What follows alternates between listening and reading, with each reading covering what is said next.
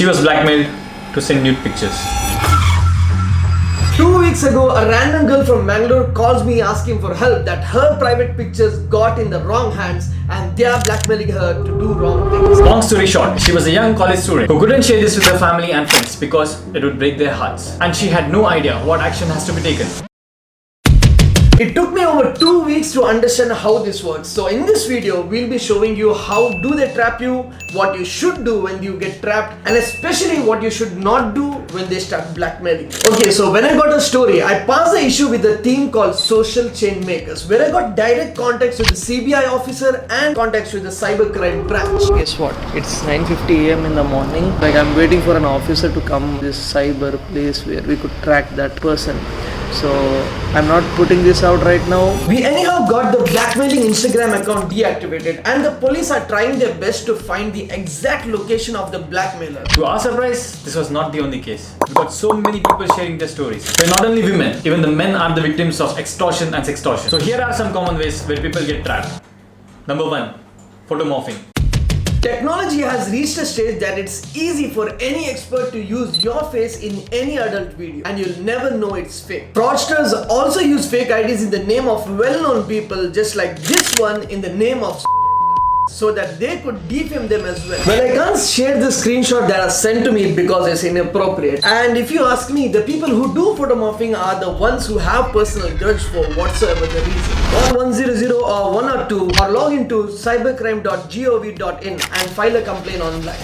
And if the post goes online, don't be silent. I know it would be very disturbing for a lot of us, but speaking up is the only solution for photomorphing posts. Make a video and speak up or make someone speak for you. Secondly, Paytm for fun. I call it the quicksand trap. There are so many fraud Instagram accounts who also spam the comment section telling DM for fun. कौन है ये लोग? कहां से आते हैं? And when you open the account, it shows something like only serious customers, DM to know the prices, text chat, video calls and whatnot. But remember, this is not their target. Once you start this, you keep wanting more and more, just like quicksand that takes you deeper and deeper, to the point that they make you touch them and you send inappropriate videos of yourself. And that is exactly the day that they get a chance to blackmail you. How do they blackmail you? They start small. They start with a small amount and as you pay them, they ask for more and more. And it's never ending. We also have cases who have lost up to 3 lakhs due to extortion. Now the mistake what most people do is that they delete their accounts thinking that they would be safe.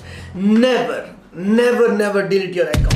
If you delete your account, you just lost your only chance of tracking the fraudster.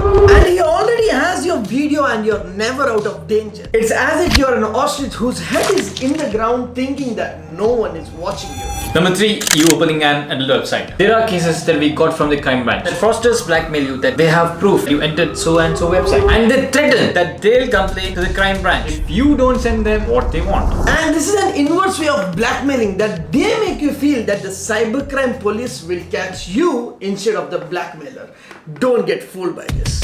Other than these, there are many ways these people get access to your personal stuff. So the wisest thing you could do is not keep anything in your phone. If you cannot keep your phone private to yourself. And as of my experience getting into helping that girl, the cops don't accept the case until it is registered by the victim himself or herself. So please don't be silent and don't be afraid to stand for yourself.